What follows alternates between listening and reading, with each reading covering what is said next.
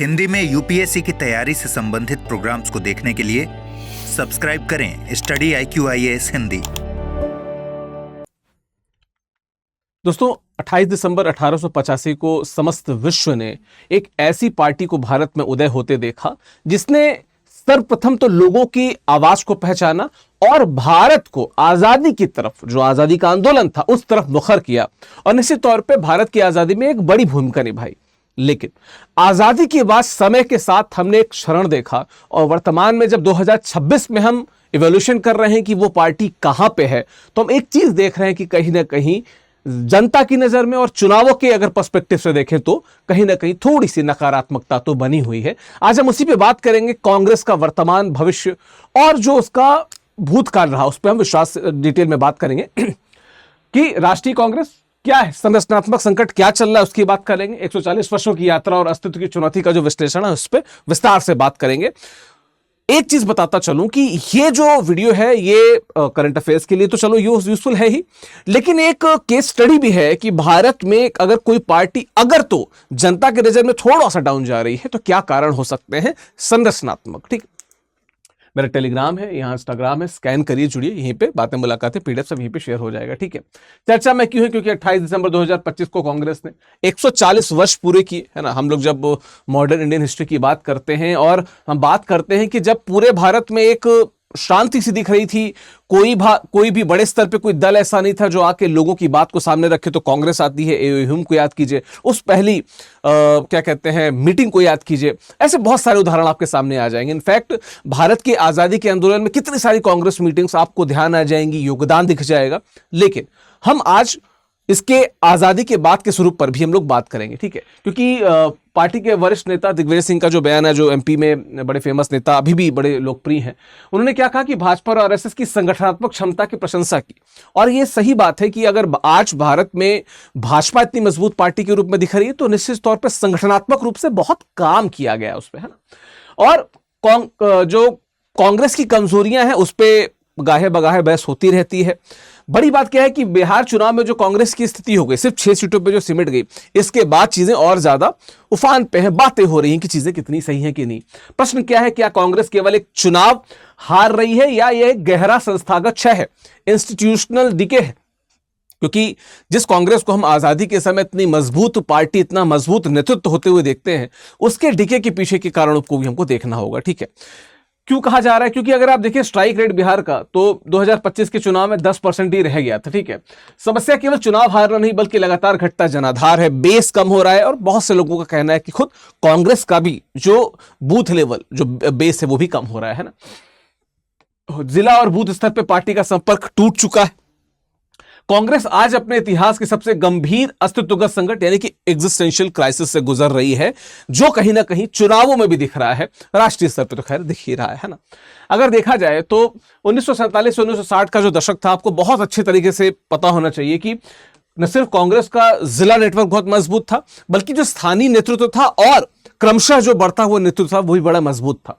1969 में एक निर्णायक मोड़ आता है, जब हम सबको पता है कि कांग्रेस में एक बड़ा फाड़ होता है। ठीक है, कांग्रेस का विभाजन होता है, सत्ता के शीर्ष पे सिर्फ सेंट्रलाइजेशन हावी हो जाता है, क्योंकि इंदिरा गांधी वहां पे दिखती हैं।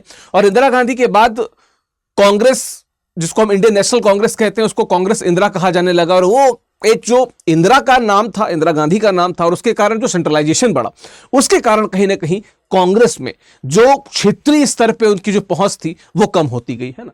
फिर हमने अब तक क्या देखा 1990 से कि स्थानीय नेतृत्व का क्षरण और संगठन की जगह चुनावी प्रबंधन ने ले ली है। जो बेसिक से आपको भाजपा या उसके जो अनुषंगिक संगठन है वहां पे दिख जाएगी, वो यहां पे बिल्कुल नहीं दिख रहा है। ये एक कहीं ना कहीं पतन का ऐतिहासिक क्रम है। एक कंपैरिजन कर लेते हैं, इधर भाजपा इधर कांग्रेस है।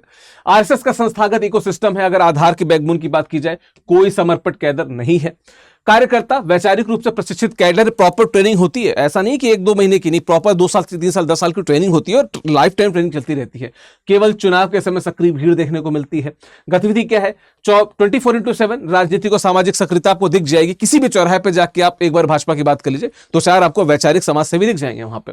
केवल चुनावी के समय में सक्रियता दिखती है, बाकी नहीं दिखती है।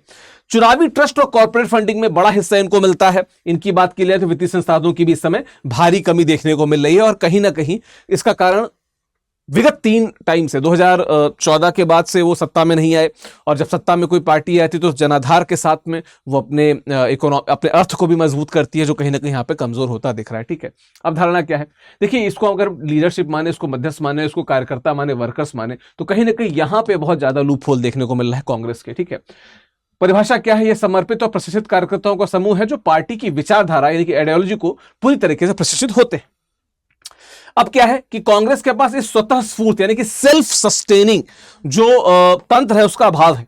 मैं क्यों कह रहा हूं सेल्फ सस्टेनिंग, क्योंकि जब भी आप भाजपा या इस प्रकार की क्षेत्रीय समाजवादी पार्टी, इस प्रकार की पार्टियों की बात करेंगे, आप स्थानीय स्तर पे अगर मान लीजिए पार्टी के खिलाफ कुछ कहते हैं तो आपको 2-3 ऐसे लोग मिल जाएंगे जो पार्टी की विचारधारा से आपको अवगत कराने का प्रयास करेंगे। पर कांग्रेस के साथ ऐसा नहीं है, इस कारण कहीं ना कहीं एक डिक्लाइन हमको देखने को मिल रहा है। ठीक है, अब क्या गांधी परिवार ही एकमात्र समस्या है? बहुत से लोग कहते हैं कि जो गांधी परिवार हावी है वो बहुत बड़ी समस्या है। दरअसल उत्तर यह है कि निर्णय प्रक्रिया का केंद्रीकरण केवल गांधी परिवार तक सीमित है, उसके अलावा ऐसा नहीं है। क्योंकि अगर आप देखेंगे तो संस्थागत तंत्र जो है ये कमजोर हुआ है, यह दिक्कत है मेन। क्यों?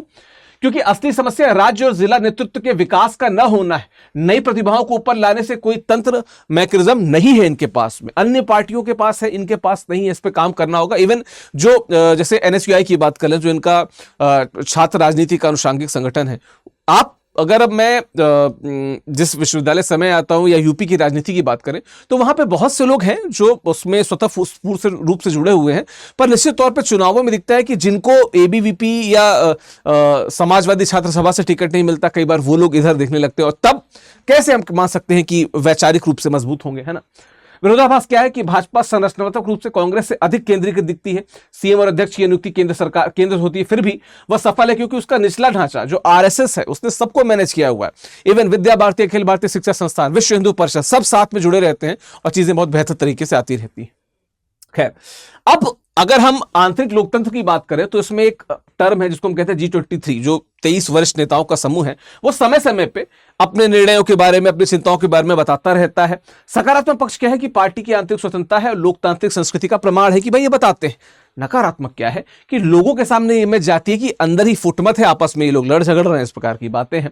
तुलना क्या, भाजपा में असंतोष को निश्चित तौर पे सामने तो आने नहीं दिया जाता है। आज पिछले 10-12 वर्षों में आपने भाजपा में बड़े स्तर पे किसी नेता को जो केंद्रीय नेतृत्व है उसके अगेंस्ट खड़े होते नहीं दिखा होगा, लेकिन कांग्रेस में समय से चलता आया है और ये उसके इंटरनल जो डेमोक्रेसी उसका कहीं ना कहीं प्रमाण भी दिखता है यहाँ पे। ठीक है, अब अगर स्ट्राइक रेट की बात कर लें, जो बिहार चुनाव को देखिए तो 88% आपको बीजेपी का दिख जाएगा, 84% आपको जेडीयू का दिख जाएगा, कांग्रेस का सिर्फ 10%। जबकि एक समय में या अभी भी देखा जाए तो भारत की अब तक की सबसे बड़ी पार्टियों में से एक है वो, लेकिन फिर भी क्या है कि कहीं ना कहीं हमको एक डाउनफॉल देखने को मिल रहा है उसमें, है ना?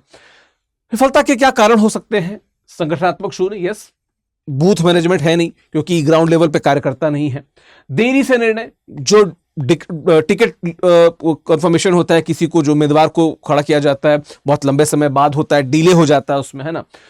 विपक्षी रणनीति की बात क्या है कि निश्चित तौर पे जो लास्ट टाइम पे 10,000 रुपए हर व्यक्ति के अकाउंट में वाली जो बात भाजपा ने किया था वो एक बड़ा स्टेप था जिसके कारण उनको बहुत फायदा मिला चुनाव में। गठबंधन विवाद, कितनी शेयर करें कितनी नहीं, इस पर भी लगातार विवाद होता रहा है और निश्चित तौर पर जो आंतरिक कलह होती है वो तो पार्टी को कमजोर करती ही है। ये कहीं ना कहीं कुछ कारण है जो ये बताते हैं कि क्यों कांग्रेस एक डाउनफॉल की तरफ जा रही है ना। सुधारों के सामने अगर आंतरिक प्रतिरोध की बात कर ली जाए तो क्या है, राहुल गांधी ने संस्थागत जड़ता और संरक्षण नेटवर्क को तोड़ने का प्रयास किया, ऐसा लोग यहाँ पे इनके इंटरनल कहते हैं। बाधा क्या है, पार्टी के वरिष्ठ नेता जो बाहर सुधार की मांग करते हैं वही अपने प्रभाव को कम होने के डर से विकेंद्रीकरण का विरोध करते हैं कि हम कमजोर हो जाएंगे बाहर, इसलिए बात नहीं करते हैं। ठीक है, परिणाम क्या है कि सुधार की बातें केवल कागजों तक सीमित रह जाती है, एक्चुअली में उन पर कोई काम नहीं होता है, खासकर ग्राउंड लेवल की बात करें। और ऐसे नेता बहुत कम रह गए हैं जिनका ग्राउंड लेवल पर जनाधार ज्यादा हो, जनाधार बहुत कम होता जा रहा है। ठीक है, क्या करना होगा अगर हम देखें तो समाधान, जो ग्राउंड लेवल पे, ग्रास रूट लेवल पे एक बेहतर टीम को बनाना होगा, स्थापित करना होगा, संस्थागत तंत्र को मजबूत करना होगा जहां पे नई आवाजें सामने आए, यूथ सामने आए, है ना? स्पष्ट विचारधारा क्लियर रखें। जिस पीछे आप सेकुलर विचारधारा को लेकर चल रहे हैं बिल्कुल चलिए, लेकिन उस पर ही अडिग रहिए, उससे पलटिए मत। और क्या है ना, जैसे कि सॉफ्ट हिंदुत्व वगैरह करने के बजाय जो मूल विचारधारा है बहुलतावाद की, सबकी बात करना, उस पर टिके रहिए। और क्या है कि नेतृत्व को केवल कुछ परिवारों या कुछ विशेष लोगों तक सीमित ना रखा जाए, है ना, सिर्फ एलिट क्लास तक या सिर्फ गांधी परिवार तक नहीं। आप देखेंगे क्या कोई और भी अध्यक्ष बन सकता है, अगर कुव्वत है तो बनाइए लोगों को, और उनकी बातें भी सुनिए, और उनको प्रधानमंत्री पद के उम्मीदवार भी बनाइए। पार्टी की बहुत बड़ी लेगेसी है, वो लेगेसी ना टूटे, इसका आपको ध्यान रखना होगा। कुछ फैक्ट्स हैं, इसको देख लीजिए क्या महत्वपूर्ण फैक्ट्स हैं। निष्कर्ष क्या कह सकते हैं कि लोकतंत्र में विपक्ष का मजबूत होना बहुत जरूरी है। अगर विपक्ष कमजोर होता है बाय डिफॉल्ट अपने कारणों से, तो यह बहुत बड़ी क्षति है लोकतंत्र की। कांग्रेस को अपनी बहुलवादी जो प्लूरलिस्टिक पहचान है उसको खोए बिना भाजपा जैसी संगठनात्मक क्षमता विकसित करनी होगी, अगर भाजपा के सामने कुछ वहां पे उनको आंसर करना है। तो ये एक छोटा सा एक हमने समरी दी कि क्यों कांग्रेस एक डाउनफॉल को हम देख रहे हैं, क्यों दिक्कतें हो रही हैं। बाकी इसका जो पीडीएफ है मेरे टेलीग्राम पे जो मैंने शुरुआत में शेयर किया था, वापस से शेयर कर दूंगा, वहां पे जाके आप उसको प्राप्त कर सकते हैं। ठीक है, जो हमारा निर्माण बैच है, बड़ी बात जो है कि ये 27 जनवरी से बैच शुरू हो रहा है। इंग्लिश, हिंदी, इंग्लिश तीनों माध्यम में आपको बैचेस मिलेंगे। आपको एक चीज बस ध्यान रखना है कि आप विकास लाइव कोड का प्रयोग कीजिएगा तो मैक्सिमम डिस्काउंट मिल जाएगा आपको, है ना। SIP, PRP, MRP, there are so many good things additional with this batch. आपको मेंटरशिप, फ्री किताबें, सब कुछ मिलेगा। फायदा वही है जो पहले थे, सभी चल रहे थे, बस डिस्काउंट आपको एक्स्ट्रा मिल जाएगा जब आप कोड विकास लाइव लगाएंगे यहाँ पे। ठीक है, एंड अगेन हिंदी साहित्य का जो नया बैच है वो कामायनी के साथ शुरू हो चुका है, बहुत जल्दी बैच क्लोज हो जाएगा। बाकी मैं आपको टेलीग्राम का एड्रेस दे देता हूं जहां पे कम्युनिकेशन होता रहता है, ये टेलीग्राम है। आप सर्च बॉक्स में ऑफिशियल विकास डालेंगे तो आप सीधे मेरे टेलीग्राम चैनल UPSC बाय विकास सिंह पे पहुंच जाएंगे। आप स्कैन करके मेरे इंस्टाग्राम से भी जुड़ सकते हैं। बाकी इस विषय पे आपकी क्या राय है, क्या एडिशनल चीजें कांग्रेस को देखनी चाहिए, और क्यों एक अच्छे विपक्ष का होना इतना जरूरी है लोकतंत्र के लिए, बताते जाइएगा। Thank you so much. Hindi में UPSC की तैयारी से संबंधित प्रोग्राम्स को देखने के लिए सब्सक्राइब करें स्टडी IQ IAS हिंदी।